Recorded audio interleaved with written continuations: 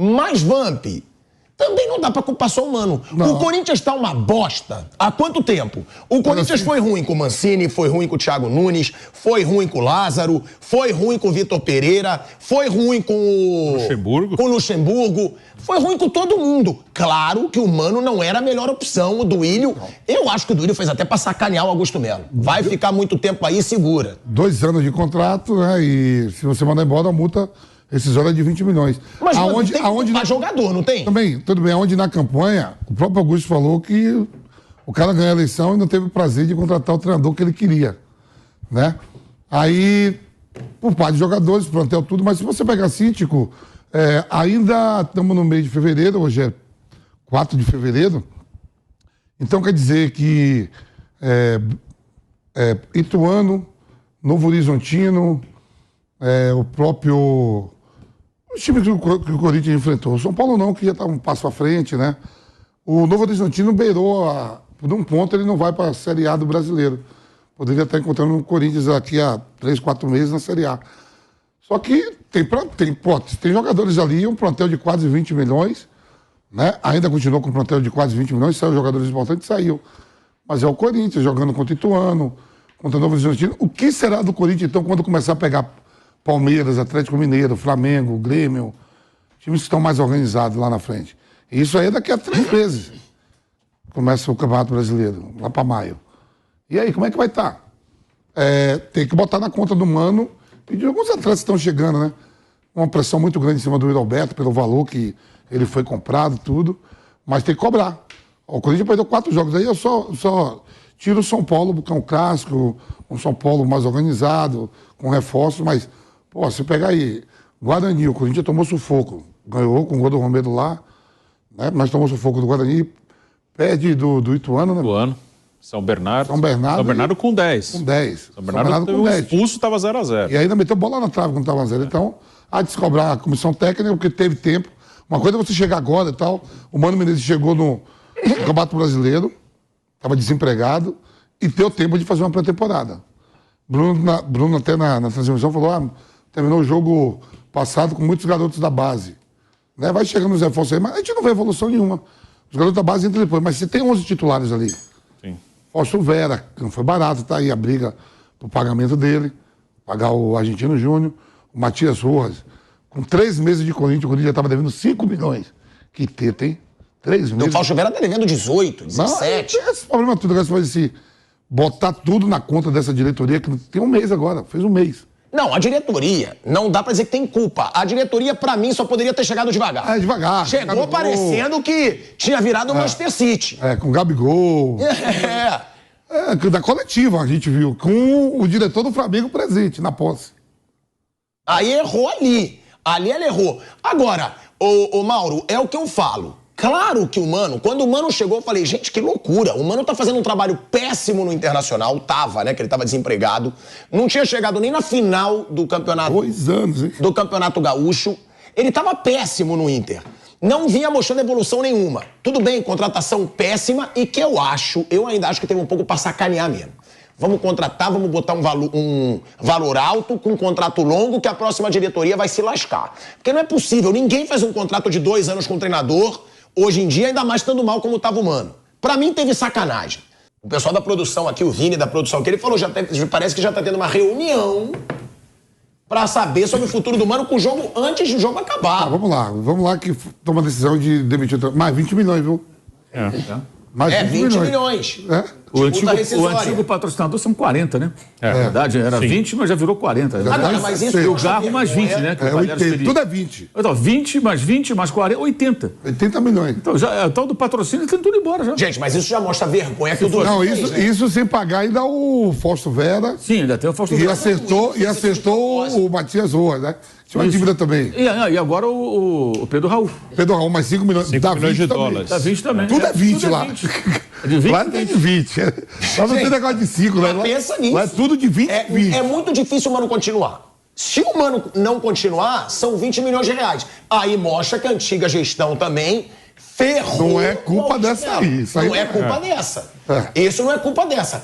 Mas é isso que o Mauro falou, que a gente tá falando. Ele vem de... Essa gestão vem de uma oposição, certo? Que ganha. Tem que ir mostrando tudo. O torcedor, Se eu te mandar o treinador embora, a culpa não foi minha. Botaram aqui, ó. Não, mas então, teve o desabafo aí. Teve o desabafo do diretor financeiro do Corinthians, em entrevista pro meu timão, o Rosalá Santoro. Ele falou que ele não imaginava que era um monstro que era essa dívida. Porque, ele fala o seguinte, a gente vai até botar na tela aí, porque ele fala que ele se assustou, o diretor financeiro. Não deveria se assustar, porque se a gente sabia que a dívida era surreal, ele também deveria saber sendo candidato da oposição, né? Aí, quando eu te falar, se for essas, essa aqui é a rescisão de 40. Aí tá na conta deles porque eles trouxeram um patrocinador maior. Então tá na conta do Augusto. A contratação do Garro, como é? Garro. Tá na conta do Augusto. A do Pedro Raul tá na conta do Augusto. O resto... Vamos ver aí o desabafo do Rosalá Santoro, diretor financeiro do Corinthians. Ele fala o seguinte, para começar a dizer por que o monstro é um pouco diferente do que eu imaginava. O monstro, olha aí, a dívida do estádio tá lá. Agora eu sei que são 706 milhões de reais e de impostos federais são 550 milhões de reais. Tem outros 400 milhões que estão no nosso glorioso curto prazo. Aquilo você tem que pagar até o meio do ano, 400 milhões. O que não é razoável, na opinião dele, é que mais da metade da dívida, até o meio do ano, já estivesse vencida. Essa parte que realmente, se não tivéssemos essa dívida com fornecedores que seguem trabalhando com o clube, seria uma situação de falência. Não posso ter mais do que metade do meu curto vencido. Não consigo operar assim. Pensando na dinâmica do dia a dia, não tem nada que atrapalha mais do que abrir o caixa e ter de escolher quem você paga e quem você não paga. Olha aí, ele deixou claro. A gente tá falando aqui, eles têm que ser sinceros. Esse cara foi sincero, né, Bruno? Sim. Ele tá deixando claro que o time poderia ir à falência se não fossem contratos com ainda parceiros que podem perdoar um pouco das dívidas. Ele tem feito um discurso diferente do que foi feito quando assumiram ali o presidente, o diretor de futebol. O diretor financeiro, eu nunca vi nenhuma entrevista dele que você fala, não, esse cara tá de brincadeira. Ele fala claramente, a situação é ele o responsável pelo setor aí, que vai ter que resolver, mas é muito difícil, por mais competente que ele seja, eu não o conheço assim profundamente para avaliar se ele é um cara competente ou não tenho conhecimento para isso, mas por mais competente que ele seja, isso não é fácil, isso vai demorar.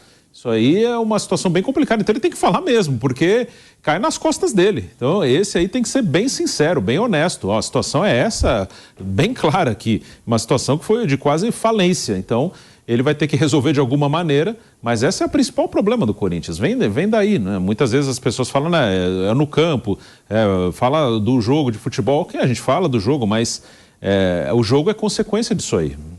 Se o Corinthians tivesse uma situação financeira melhor, ele teria um time melhor.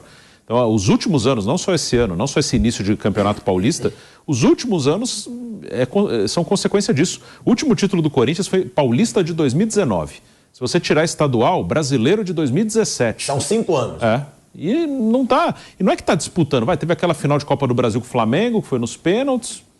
E, assim, não é muito mais que isso, não. Ele não está nem disputando os títulos com frequência. E agora está começando a brigar para não cair, como brigou no Brasileiro. Até nesse momento no Paulista ele está mais perto de brigar para não cair do que para classificar. Então a situação é consequência disso. Agora, meu amigo querido, você que eu me alegrei tanto em rever, você que eu me alegrei tanto em estar compartilhando novamente espaço com você, eu sei que a sua situação já está ruim hoje, só que ela pode piorar.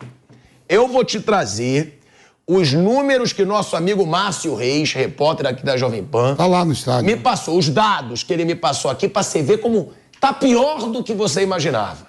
Olha aí. A tabela tá feia já. Quebra do tabu na Neoquímica Arena contra o Bahia. 5-1 pro Bahia. Pronto, primeira porrada. Quebra do tabu contra o São Paulo na Neoquímica Arena, que o corintiano adorava falar que o São Paulo não ganhava na Neoquímica Arena. Quebrou. Quebra do tabu como visitante na história do confronto contra o Novo Horizontino. Novo Horizontino, como visitante, nunca tinha vencido. Tinha perdido 3. Na Neoquímica também.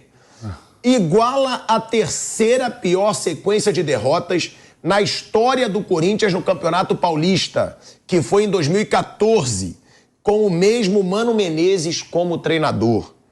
E se o Ituano, é aí que tá, é aí que eu queria acabar, é aí que eu queria olhar no seu olho e te dizer... Empatar, o Corinthians se o Ituano empatar, o Corinthians entra na zona de rebaixamento. Em casa, hoje... Contra quem é mesmo? O Corinthians... Aí pergunta pro Bruno, que é a nossa enciclopédia.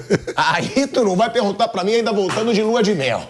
Se o Corinthians, se o Ituano... Ituano e Botafogo. Ituano e Botafogo hoje, na casa do Ituano. Se o Ituano empatar hoje, meu amigo querido, o Corinthians entra na zona do rebaixamento do Paulista. Porque o Santo André perdeu. Perdeu pro Bragantino. Tem isso, dependendo dos outros ainda, né? A rodada não foi concretizada, faltam 10 jogos ainda para terminar. Mas é aquilo, fora isso, Tico, nada que fique ruim, que não possa piorar. O Corinthians joga hoje a Copa do Brasil por causa do Palmeiras e do Red Bull, né? Sim, porque eles classificaram para Libertadores. É isso, estadual, quer dizer, como você fala assim, preciso de caixa, preciso de estar em competições. A gente tá vendo o Santos aí, o Santos só tem o Campeonato Paulista e a Série B. Se o Corinthians não passar para as quartas de final, ele só vai jogar a Copa do Brasil ano que vem se ele se classificar para Libertadores, pelo Brasileiro, ou pela Sul-Americana, ou pela Copa do Brasil. Então ele tem que passar para as quartas de final. Agora, é uma vergonha, né, Bruno? Sim. Tudo que a gente falou aqui, e tudo isso foi na gestão Mano Menezes. Tudo isso que a gente falou aqui aconteceu com o Mano Menezes, que já estava péssimo no Inter, veio pro Corinthians, mas aí tem que concordar com o Vamp. A diretoria passada, pra mim, fez de propósito. Pra vocês, foi de propósito? Eu não vi ninguém, que nem você tá falando, não vi nenhum dos nossos coleguinhas, nem a gente mesmo fazer uma entrevista perguntando ele por que um contrato de 2 anos com uma multa de 20 milhões. Eu não vi ninguém perguntar isso pro Duílio. Vamp, que treinador que ficou recentemente num clube brasileiro mais de 2 anos? Só Renato Gaúcho e o Abel Ferreira. Não tem outro. Se eu não me engano, a multa do São Paulo foi 10 milhões, né? A do Mano é 20. 20 milhões. É por isso que eu acho que foi pra sacanear. Porque, botar o Mano Menezes, que já tava ruim, com 2 anos com multa de 20 milhões, foi pra sacanear. Não foi Bruno, Mauro, foi proposital. No mínimo, houve uma falta de cuidado com o clube. No mínimo, né? Porque foi antes da eleição, né? Isso é verdade. Ainda não estava definido que o presidente era Augusto Melo, mas era uma eleição que todo mundo sabia que seria disputada, que havia o risco de perder. A última, se é essa outra, a penúltima, já foi disputada, foi poucos votos, né? Que se somasse os votos da outra, quando o Duílio ganhou, se somasse os votos do Augusto Melo e do Mário Gobi, que eram 3 candidatos, ele perderia. Só que dividiu em 3. Nessa aí havia o risco. Então, no mínimo, houve, como falam em expulsão, imprudência. Né? Quando o cara entra forte, até pega a bola, mas pode pegar o outro. No mínimo, né? É sacanagem. É sacanagem. Uma irresponsabilidade. É uma irresponsabilidade. Eu prefiro falar, é sacanagem. Porque é o seguinte, não é possível que o cara faz... Qual foi o último treinador, que ficou no Corinthians 2 anos? Foi o Tite. Então, foi o Tite. Seria assim, como é que ele ia achar que o Mano ia chegar pra ficar 2 anos? Na época, pro Mano, nada contra. Pro Mano, um staff da hora. Mano, assinou um belo contrato. Beleza. Se o Mano tivesse indo... O Mano tava desempregado, pô. Parecia que o Mano tava cheio de proposta. Vai pro mundo árabe, vai pra algum time da Premier League, vai pra algum time da La Liga. Parece que foi tirar o Abel Ferreira do Palmeiras, né? Parece que foi tirar o Abel Ferreira do Palmeiras. O cara, só vou pro seu time, eu vou sair aqui do meu que eu tô bem, eu vou pro seu. Se me der uma multa milionária, o contrato me dá 20 milhões e um salário de 2 milhões. Mesmo, para não falar do Abel, que é do rival, o Vojvoda, no Fortaleza. O cara, tô bem aqui. Quer vir, Vojvoda, toma 20 milhões. Sim. De luvas. Agora, é uma coisa que a gente fala, né? Renovou, óbvio né? Que o torcedor rival... O Vojvoda renovou também, viu? O Vojvoda é outro. O Coquinho falou aqui no ponto. É outro também tá há muito tempo.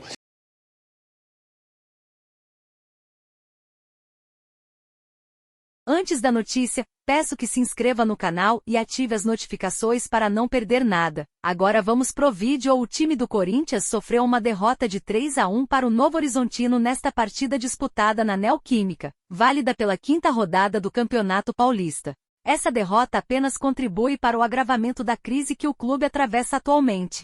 O Novo Horizontino mostrou superioridade sobre o Corinthians e marcou 3 gols com Genison antes de o time alvinegro descontar através de Yuri Alberto. A primeira metade foi caracterizada pelo controle do jogo por parte do Corinthians, até que ocorreu o gol de Genison nos minutos adicionais. No segundo tempo, os visitantes jogaram com liberdade na arena e dominaram completamente o timão. O time do Corinthians continua ocupando a última posição no Grupo C, tendo conquistado apenas uma vitória em 5 partidas. É preocupante a sequência de 4 derrotas seguidas. Por outro lado, o Novo Horizontino está mantendo-se invicto e agora ocupa o segundo lugar no grupo D, acumulando 9 pontos. A tensão se intensifica em torno do treinador Mano Menezes. No entanto, o presidente Augusto Melo fez uma declaração antes do início do jogo. Só considerará demitir quando obtiver os reforços que foram prometidos. O time do Corinthians teve um desempenho mediano durante a primeira etapa e teve oportunidades para marcar o primeiro gol.